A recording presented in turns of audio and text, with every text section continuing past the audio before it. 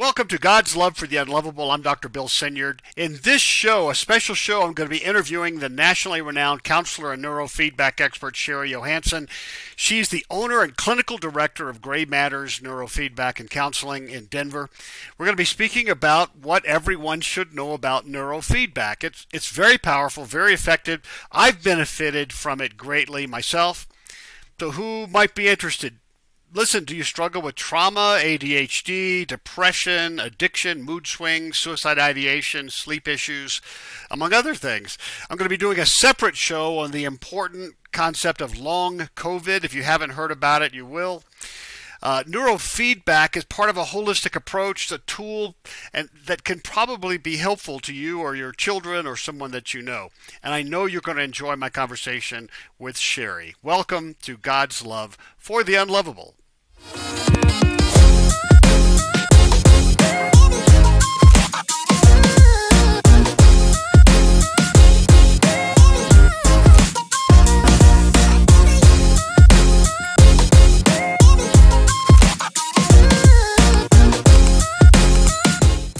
Hey, welcome to Gospel Rant and God's Love for the Unlovable. I'm Dr. Bill Sinyard, and I'm here with a dear friend, Shari Johansson. We're going to be talking about long COVID. We're going to be talking about neurofeedback. These are things that we should all know about. I've been wildly helped by neurofeedback, so I'm excited to get her on. Let me introduce her, and then we'll get started. She is the owner, clinical director of Grey Matters Neurofeedback and Counseling in Denver. That provides a holistic approach to mental, spiritual, overall well-being through counseling, neuromodulation, neurofeedback. Don't worry, we'll talk about some of those. She does training, mentoring. She does internships, QEEG analysis. She's a national expert on that. Credentials, among her many credentials, are LPC and QEEG-D. She is a national recognized leader in the growing neurofeedback field. And she was wildly helpful for me. I struggle with sleep problems, or I did. I struggle so much less now, thank you. Turns out I had at least one concussion, maybe two, and neurofeedback was ridiculously helpful. So during the pandemic, Shari began working with clients with cognitive autonomic nervous system dysregulation due to COVID-19, long-term systemic effects, and that became known shortly as long COVID. Maybe you've heard about it. If not, you should. After 15 months of work with those clients in December 2021, she contracted the Delta variant, she'll tell us more about that, of COVID with COVID pneumonia. She ended up hospitalized when her oxygen levels fell into the 70% range. Long story short, she had difficulty breathing, vascular issues, fatigue, neuropathy, COVID onset diabetes, general brain fog. And good news is she's on the mend, and hopefully she's going to help people who are struggling with this now. And you may be struggling and not even know about it. Now, according to the CDC, which from talking to Shari, these numbers are wildly conservative, but just a tease, 1 out of 5 people who had COVID-19 have long COVID. 1 out of 13 of the entire population, which means, according to conservative CDC numbers, Shari, that's 26 million people have long freaking COVID. And it's actually, according to the CDC, it's younger folks, the 40 to 50s, the 40s to 60s who have it worse. Women twice more than men. Hispanic community is the worst hit for some reason. So yeah, it's gonna be an interesting conversation, and I'm sure it's going to generate a lot of questions for you and for us. By the way, I also want to give a shout out to her husband David. Shari and Dave are longtime dear friends of my wife and I. They're devoted Christians and just flatly just good people. So Shari, welcome to the program. Thanks, Bill. We might get 2 shows out of this. I hope we do. Well, there's certainly enough material. We could talk about a lot of things. So before we get into your story and long COVID, can you tell us some more about neurofeedback, just lay version of it, stories that you can talk about? You can use my story of people that have been helped, kind of the process. What is it? I mean, it sounds kind of, scientific. Well, it kind of is. I can talk about how I got into neurofeedback. Okay. my son was in preschool, and I got the call, and I knew that they were going to say, we need you to medicate your 5-year-old for ADHD because it runs in my family. And I got on the search for alternative to medication for my 5-year-old. I didn't want him on stimulants. But our first stab at neurofeedback was not very successful, and it took me a while to understand all the reasons why. We tried it again years later, and we found somebody who knew how to read the raw EEG, and all that means, if you've ever seen your EKG, don't, it's got a rhythm. Well, the brain has hundreds of rhythms, so it's very complex, but an EEG will show you all of these different, we call them brain waves, but they're all these different rhythms, and those rhythms determine what brain state you're in and how you process information. When we found somebody who actually looked at the raw EEG, she explained it to us, and she said, here's how you modulate. It's like biofeedback. If you've ever, almost everybody has a smartwatch, and on that smartwatch, you have all types of biofeedback features. So if your heart rate's too high, it will give you a breathing app that will help you breathe to slow down your heart rate. You can reduce blood pressure this way. Mine is a Fitbit, and it has HRV, which is heart rate variability training on it. And that is a biofeedback for reducing anxiety. So most of us are wearing biofeedback devices on our wrists these days.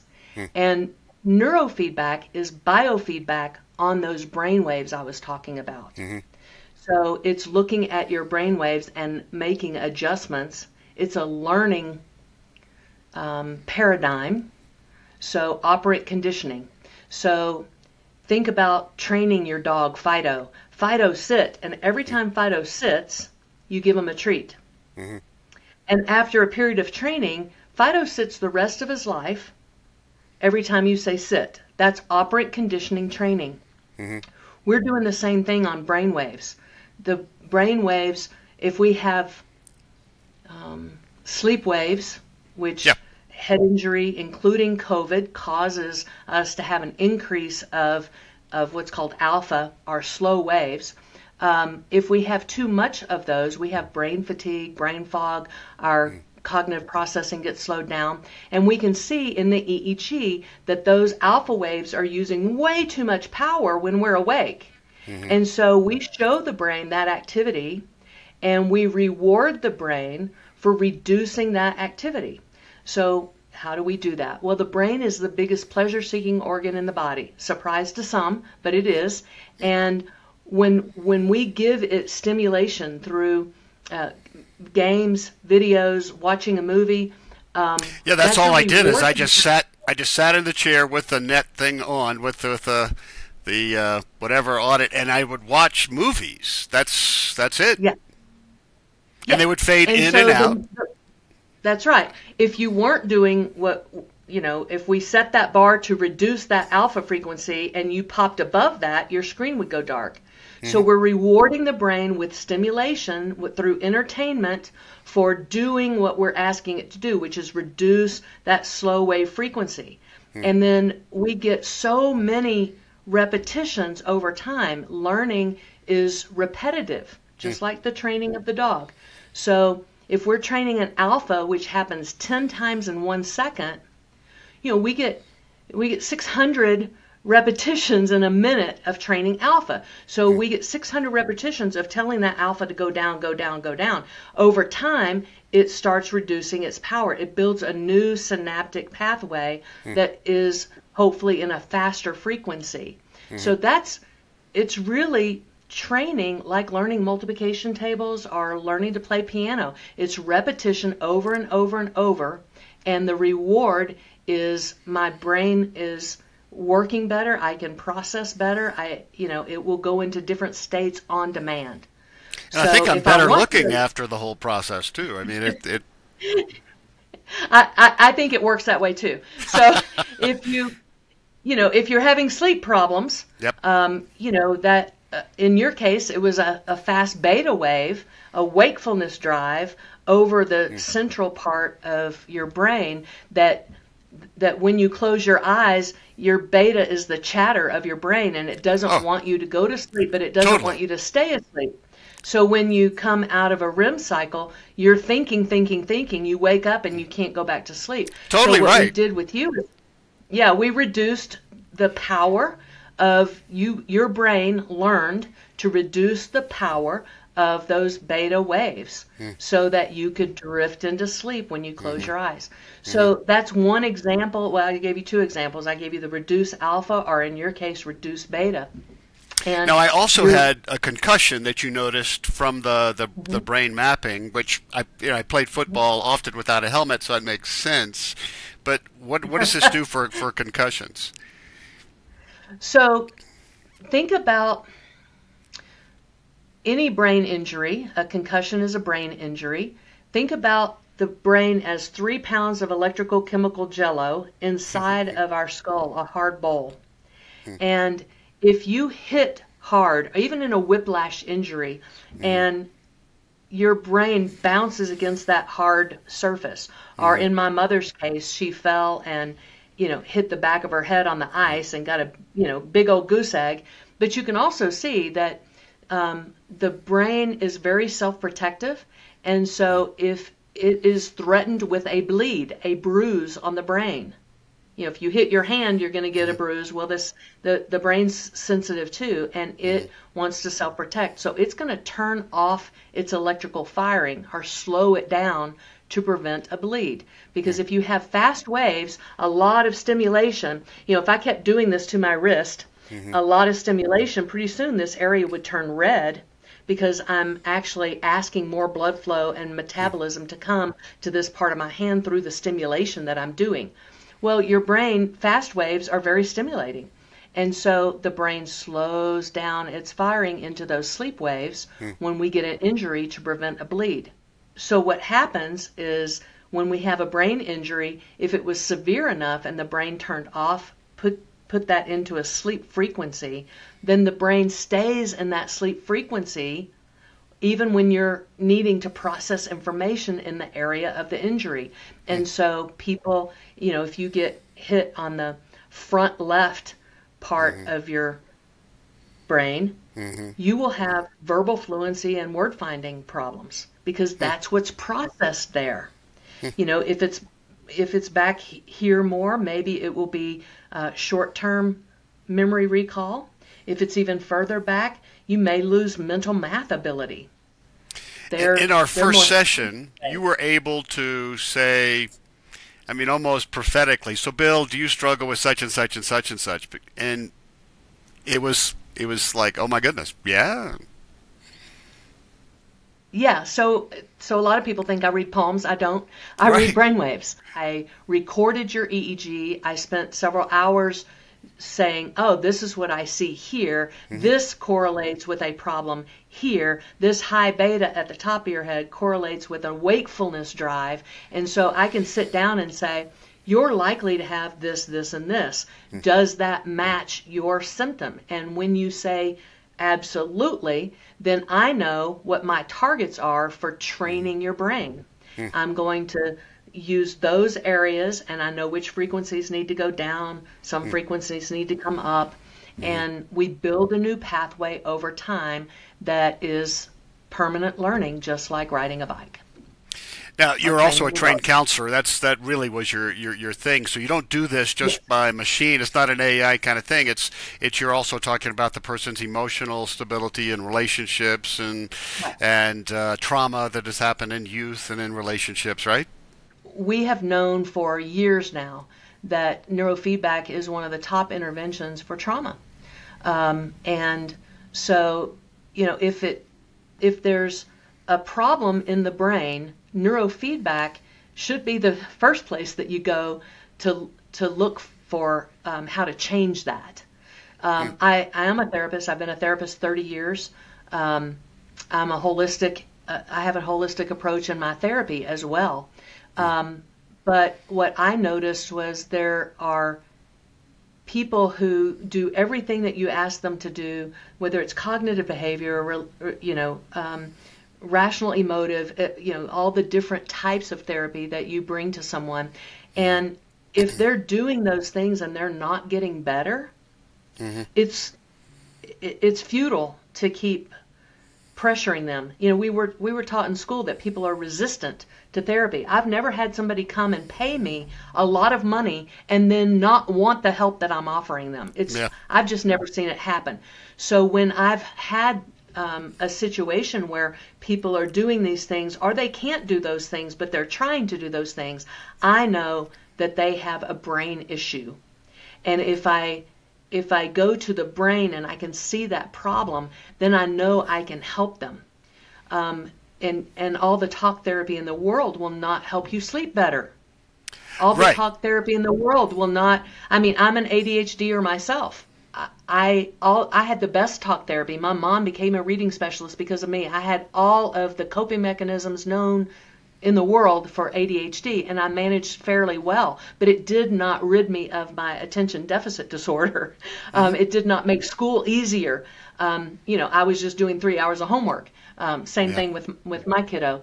And so what happened, circling back to my son, is when we found the right person who understood how to read the raw EEG and how it correlated with his symptoms, then she was able to show him his brainwave, and this was a young kid, and he was able to modulate those. And he still couldn't do multiplication tables in, sixth grade, and by high school he was in higher math, and I tell people all the time, I'm still amazed because he graduated a year ago from engineering school, a year early. So Calc 5 and parabolics and all these math things that we would have never dreamed he could do. He graduated early and got his dream job designing cars for Honda. So this is something, even 10 years ago, I wouldn't have imagined was possible for him. So after I got my kids through neurofeedback, I went through neurofeedback. And I can even, my daughter's adopted and had all kinds of diagnoses by the time she was 3 years old, and they wanted to medicate her. And so we were looking for something for her as well. Well, she ended up, when we saw the EEG, she didn't have attention deficit disorder. She didn't have intermittent explosive disorder. What she had was temporal lobe seizures, hers were absent seizures, or really, some people call them silent seizures. So she didn't have the body shaking. What would happen is when she got overwhelmed, her pupils would dilate. So we knew something weird was happening, but she would just fly into these emotional meltdowns. And so we were dealing with those, from birth, multiple times a day. And we had sought all types of therapy, OT, vision therapy, behavioral therapy, psychotherapy, all of the above. We had been to the reactive attachment specialist here in Denver. We had done all of those things. We take her to neurofeedback, and she says, "Oh, your daughter's having silent seizures or absent seizures, and because of the area that it's in, it's associated with the amygdala." And so she goes into fight, flight, freeze very easily, triggered very easily. And it was like a light bulb went on, and I was like, this is the answer to all of the problems. And it was, because within 3 months, me and my husband are looking at each other going, has it been 3 weeks? Not 3 hours, 3 weeks since a meltdown. And so those two things together happened in one summer and dramatically changed our life. We got our family life back. We had peace in our home. We weren't doing 3 hours of homework anymore when school started. So it was so magical to me that I was like, whatever this lady did, not the first lady, but this lady, whatever this person is doing, her name is Dr. Penny Montgomery, whatever she did, I want to bring to my clients, because I already recognized that I had clients that I had learned everything I could. I had applied all different types of therapy interventions, and these people were not being helped significantly. Yeah, and it's And so frustrating to clients. And those were my first neurofeedback clients, were the Wow. ones who didn't respond well to traditional therapies. And so that's how I got in, and that's why I love doing what I do. I think my calling has always been to just help people live their best life, and there are Yep. so many variables that prevent us from doing that. And neurofeedback is just one of those tools that I think is going to be used more and more and more to help people remove those barriers and to be at their peak performance. Yeah, you So said it's a that lot of fun to do. you said that counselors know that so much when dealing with trauma, neurofeedback works. But I have to tell you, I've been to a number of counselors, and they don't know that. Well, then they're not listening to Bessel van der Kolk, who's the #1 trauma therapist worldwide. And, he said, I want to say it was probably 6 or 7 years ago, he got in trouble for this, but he basically said, if you are a trauma therapist, then you need to be doing neurofeedback because it is state of the art. It is the most effective for treating trauma. And Right. I still have that on a recording somewhere, but it got taken down. He got in a lot of trouble for saying that because it was offensive to a lot of people. Well, so back to trauma. So when we say trauma, just to be clear, first of all, technically 0 to 10 scale, we're all traumatized because that's what this world does. It beats us up relationally. If you've been through teenage years, you're traumatized. But so much of our trauma is in that the third trimester to year 2, the ACEs, but even just neglect. A child's brain is going to have trauma that's going to be attachment theory, inner working models that's going to be affecting them. What you're saying then is basically, I think, correct me if I'm wrong, is we could all use this and it would make a big difference in our lives. Yes. I think most people would benefit. I've recorded a couple of EEGs. One is another friend of ours who was moving to take over a counseling practice in a different state. And, she was past 50 and thought she needed a little tune-up.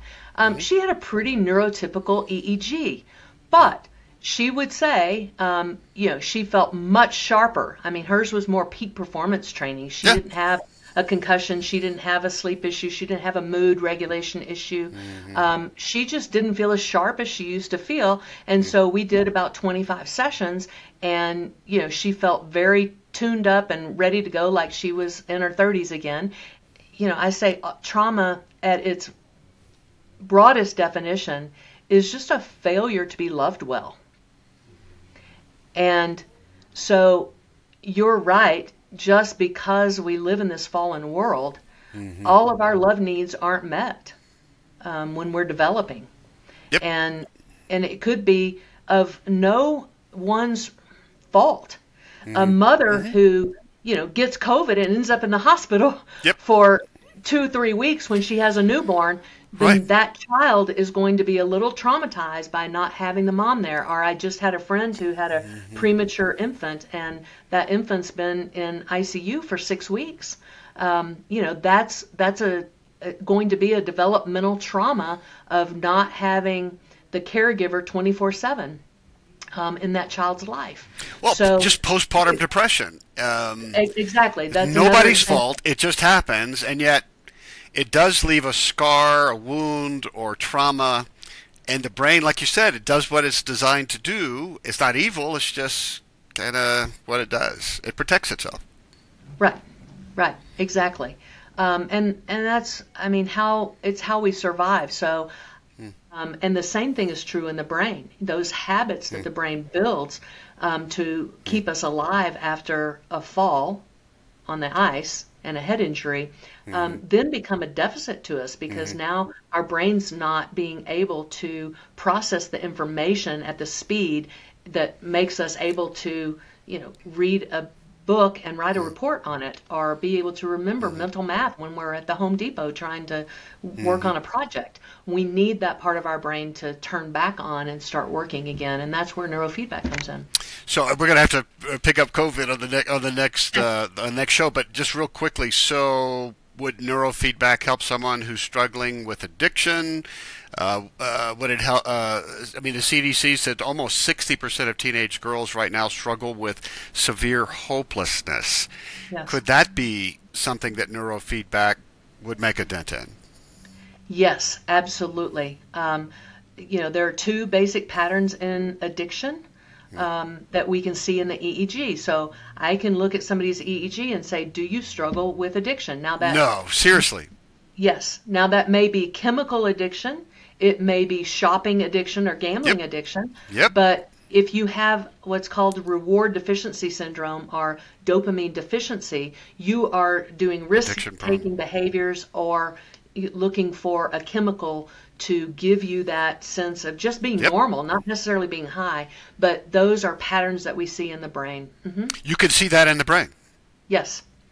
Yes. Oh my goodness. And can you help? Can you help? I mean, is this something that somebody who's been at his 12-step program for so long and frustrating, could they come to Grey Matters and feel something different? Yes, absolutely. Oh my goodness. One of my friends, Nick Dogers, he's a colleague and very brilliant man in the field. He works at a place called Florida House, and they just completed somebody, it wasn't his company, but an outside party just completed a 5-year study that he's going to present in June. But it's very exciting about how successful they are at Florida House, which is an inpatient treatment. Adding neurofeedback reduces the recidivism rate dramatically. Oh, he's measured it. Yes, this is now a study goodness. that's about to be published and coming out in June. So it's very exciting for addiction specifically. We need to do another show Sure. on addiction. All right, so we're over time. I do want to get to long COVID, but I want to thank Shari. And if you're interested, if you're hearing this, go to Grey Matters, Grey Matters Neurofeedback and Counseling, and talk to somebody in the office or talk to Shari. I highly recommend her. I'm sleeping pretty well. We do a free consultation because I love to educate people about neurofeedback and help them determine if it's the right path for them. All right. We will. The next show will be on long COVID. We'll see you in a moment.